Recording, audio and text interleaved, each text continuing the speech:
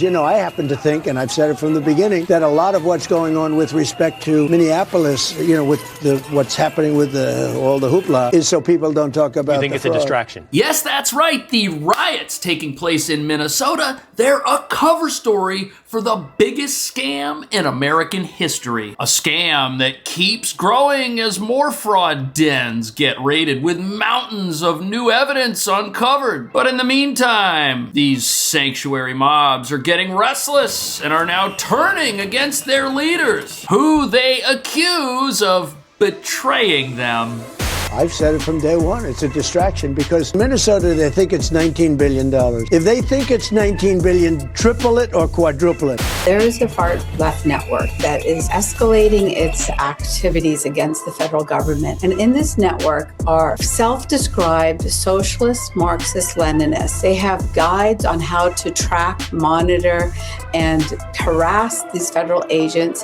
Because those cops are scared. They're dealing with someone who could be armed, someone who could be dangerous. You've got a powder keg. And when protesters choose to protest violently and harass those ICE officials and blow whistles in their ears and block their way and curse them and curse their children, they're giving off sparks. If somebody has a violent criminal history and is a fugitive, they don't want them as their neighbor. But when you're talking about a targeted operation, are you talking about targeting people whose crime is coming to this country? Or is it a more specific definition now? If you're in the country illegally, you're never off the table.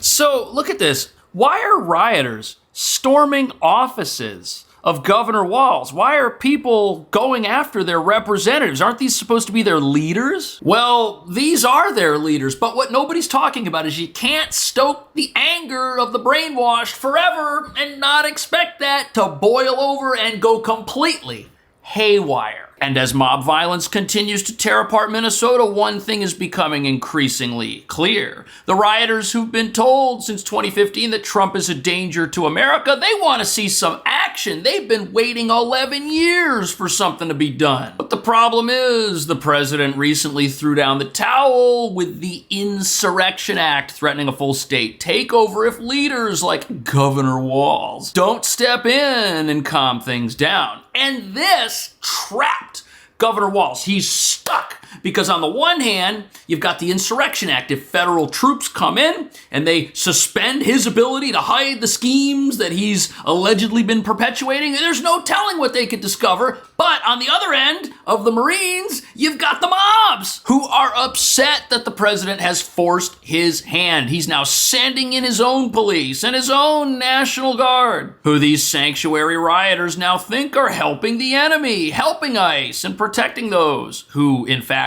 protect America from illegal immigrants and scammers and criminals. But that brings us to the real reason this entire state and its fraud-enabled power structure are collapsing in real time. These rioters, they don't understand that if they would just listen to their governor for a few minutes and chill out, maybe they could perpetuate their schemes and have something to fight for in 2 or 3 years if the government of the United States changes. But nope, they want to see action now. They're out of control and they're not willing to play by the rules, which require a long game for the socialists to take over America. Oh no, they want that takeover to happen right now. And when you combine the rioters you see on the streets with hired agitators who are part of a sophisticated domestic insurgency, you've got all the ingredients you need for a powder keg to explode.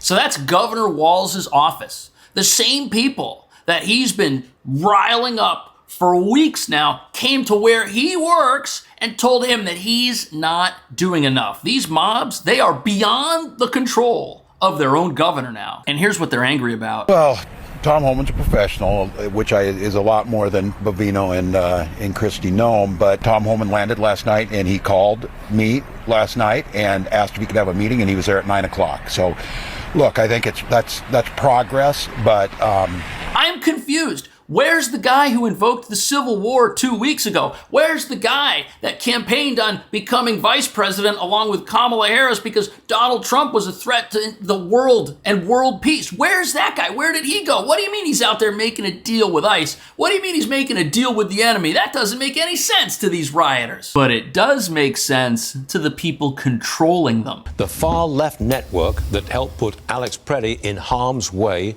then made him a martyr. Azra Nomani wrote that, and she joins me now. Azra, who is in this far-left network and who funds them?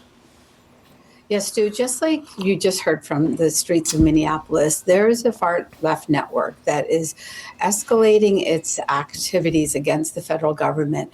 And in this network are self-described socialist, Marxist, Leninists, terms that we might not have thought we would hear today, but they are indeed on the streets. They have guides on how to track, monitor, and harass these federal agents.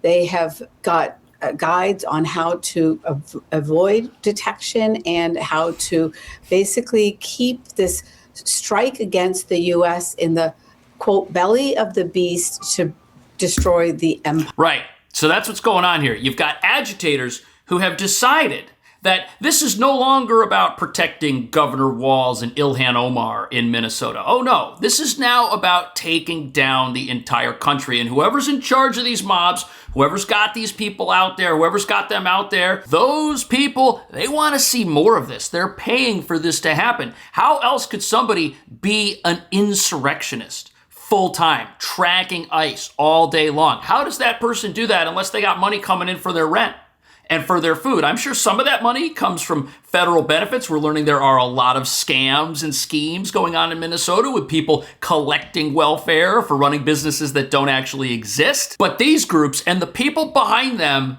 they're above Governor Walz. You see, Governor Walz, he and people like Governor Newsom in California and people running these other blue states that are full of fraud, they're actually foot soldiers in a larger operation. And that's why these mobs aren't answering to them in Minnesota right now. So who funds this network? So what's really important to know is that right after there was an escalation of their activity where they put protesters out on the streets. Who were these groups? They were people like the People's Forum, the Party for Socialism and Liberation, and they put their word out through a propaganda network called Breakthrough News. It's all those organizations are funded by an American-born billionaire living in Shanghai named Neville Roy Singham. He's already under investigation by congressional leaders for alleged intervention and interference in the U.S. domestic politics. It's really serious business that's happening right now. That explains it. The mobs that are out on the streets, they're answering to who pays them. Now, whenever you see a massive group of people, you've got the agitators, because these billionaires, they might have billions of dollars, but they can't pay everyone. They pay enough people to help accumulate a critical mass of the brainwashed who believe everything they see on the TV, don't ask any questions, and have been waiting 11 years for somebody to do something about the president, Donald Trump, who they think is a threat to world peace and is the worst thing to happen to world peace since World War II. That's how you get these masses of people assembled. That's how you have individuals like this gentleman who is seen on video here attacking federal agents, thinking that they're on the right side of history. That's sad, that's tragic, and that goes to show you that the organized groups behind this, they don't care what happens to anybody. They don't care what happens to Governor Walz. They don't care what happens to Ilhan Omar. They don't care what happens to the people that join their riots and think they're fighting for a just cause. No, all they care about is destroying our country. They were able to ID me. A woman pulled up my Wikipedia page, which labeled me as a far-right activist, and it went all downhill from there. I don't know all kinds of Oh. Wow. Meanwhile, they're the activists. These are the people that hate our country. Look, they got the upside-down American flag. They're chasing James O'Keefe here. They threw something at me, which hit the back of my Kevlar plate. Well, at least he's bodied up. These people are violent. My security determined this was an unsafe situation, so we retreated back to the SUV, but they continued to follow us. Now, look, this is not peaceful. When you're marching in formation like that, going after somebody who's done nothing wrong and who's just on the street, you automatically are doing everything that you say the federal government doesn't want you to do. These are the same people that are out there saying that they're peaceful protesters. These are the same people out there that say that their friends and their neighbors are getting kidnapped when really ICE is out there doing targeted enforcement against people who snuck into the country last week and shouldn't even be here and are members of a dangerous gang. But that's how these groups operate. They create a dangerous situation, and then when there is a repercussion, they say, oh, the federal government's brutalizing us. Oh, we're just average Americans. Yeah, we're just out here all day with no job. Look, average Americans don't have time to be on the streets all day. Average Americans don't have time to track federal law enforcement and harass them at every turn. No, average Americans are going to work. Average Americans are dropping their kids off at school. Average Americans are in church, okay? They're not out here on the streets in the snow as a full-time activist harassing people to cover up for fraud and schemes that are used to enrich them and keep them out there. Those guys are feds. Yeah, the feds. This is crazy. Our cameraman actually pulled his mask down to try to show them that we are actually press. If I was a Fed, I wouldn't take off my mask. Wow. They don't care. They just want to attack somebody. Look at him. Look at this guy. Look at this guy. And this guy. They got their phones. They're all masked up. Who are these people? How can they afford to be out here all day long? It's the middle of the afternoon. Why aren't they at work? Why aren't they contributing to the economy? Why aren't they making America a better place?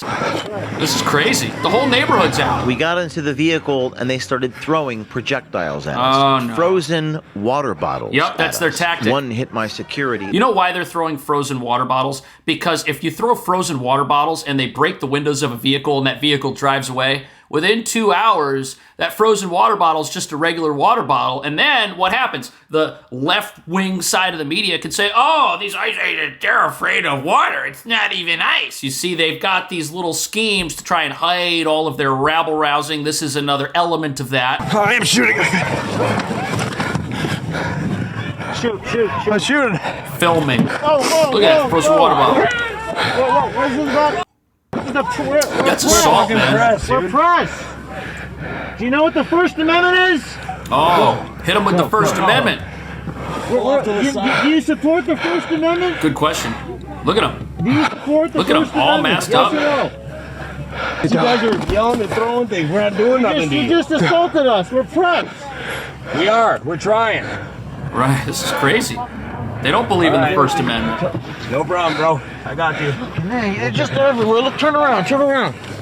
Look, if you've got this type of disorder on the streets of America, you don't have a city anymore. That city is now a lawless no-go zone. And it's that way to protect who? To protect people who shouldn't be in America, who came in without permission, break our laws, and disenfranchise hardworking, legal U.S. residents who don't have time to be out here with the mobs. They're also doing this to defend all of the scammers who are plundering America's welfare state, taking that money and doing what? Putting the right politicians in power with it, keeping people on the streets so that they can protest and agitate on a full-time basis and rile up the masses. This whole thing is a ridiculous situation. This network is doing is surely not legal.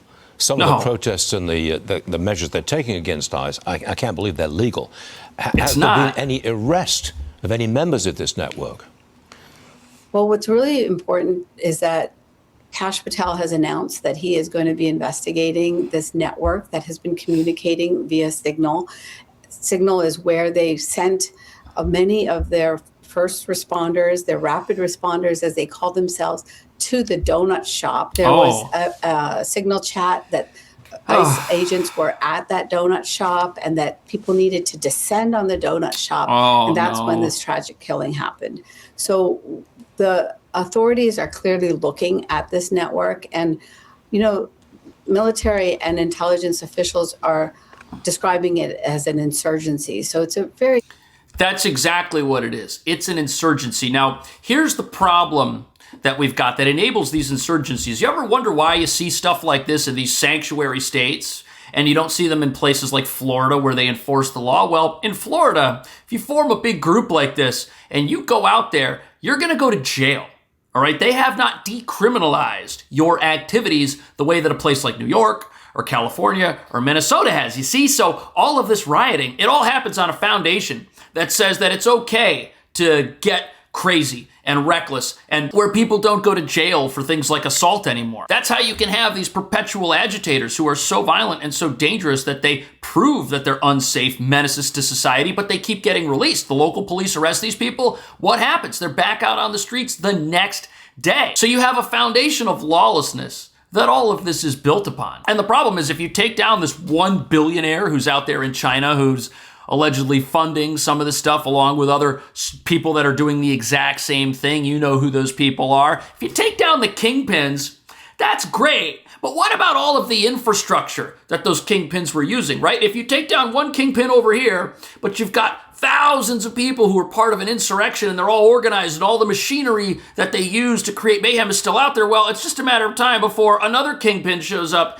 and starts funding all of those same people, and you don't really accomplish anything. You see, it's these folks that are out there every single day on the streets that need to be removed from the streets. If every time somebody was arrested for agitating and protesting in a place like Minnesota, if they went to jail for quite a long time, if they actually went to prison, the message would bring out pretty quick that, hey, what amount of money is worth going to prison? What amount of money is worth losing your freedom? You see, these people, they're out there because they do not fear any consequence in Minnesota like they would in a law and order state. Obviously, it's come to what it is now. Hopefully, Mayor Fry and Governor Walz will see the sensibility in this, and an issue that is a 90-10 issue that most Americans want: criminal, dangerous, violent, illegal aliens off the streets, out of their communities, and out of the country. Okay, so that's the whole reason we've got these mobs in these sanctuaries to begin with. And that's because to these people, at the heart of their resistance movement is the idea that the U.S. border should be wide open. And there's a connection between illegal immigration, between all of this fraud that we're seeing, between these sanctuary leaders who never seem to be able to lose power, even though everything they do is against the interests of people who work in their states and pay taxes, and the mobs who are out there perpetually. And here's what that connection is. If Tom Homan and Greg Bovino and Border Patrol, ICE, if they're able to go into these places and arrest dangerous criminals and fugitives, those people, these are the gang members. These are the cartel-linked foot soldiers that have infiltrated our country and are here keeping tabs on operations that remain under the radar. The millions of people who they help cross into the country illegally.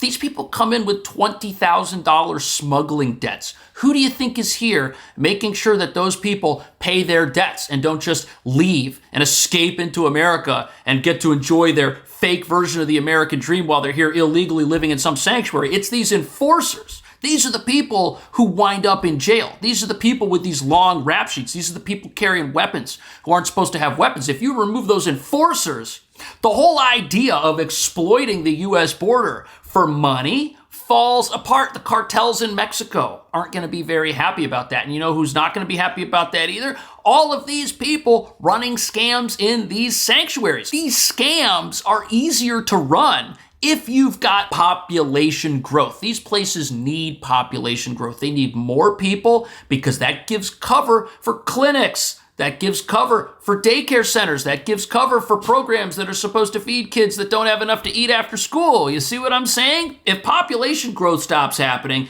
people stop coming into the country without permission, everything going on in these places, the whole apparatus falls apart, and the linchpin of all of it starts at the local jail. Obviously, it's come to what it is now. But they don't want that. Mayor Fry and Governor Walz will see the sensibility in this, and an issue that is a 90-10 issue that most Americans want: criminal, dangerous, violent, illegal aliens off the streets, out of their communities, and out of the country. It's actually more than that. Questions, because they sort of get at the underlying feelings that people have. So this is about as blunt a question as you can get.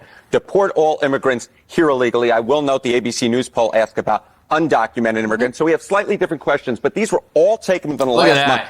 And there's real uniformity here. That's what I really think you see. You see real uniformity. Deporting all immigrants who are here illegally. 55% of the New York Times. Marquette, 64%. CBS News, 57%. ABC News with a slightly different question, 56%. This is a losing issue in states that are not already a sanctuary, where fraud and corruption and illegal behavior at all levels run these places. The American people don't want somebody to sneak into our country without permission and take a job and take an apartment that they're not entitled to. Those things are for legal residents. We've been told for the last 4 years that somebody who's not from this country should be able to just show up and immediately have access to the entire thing while they break the law by coming in without permission. There are people waiting in line right now to come into this country legally, and by sneaking across the border with the help of a gang or a criminal organization, you disenfranchise all the people that want to come in here and obey the law. It's not fair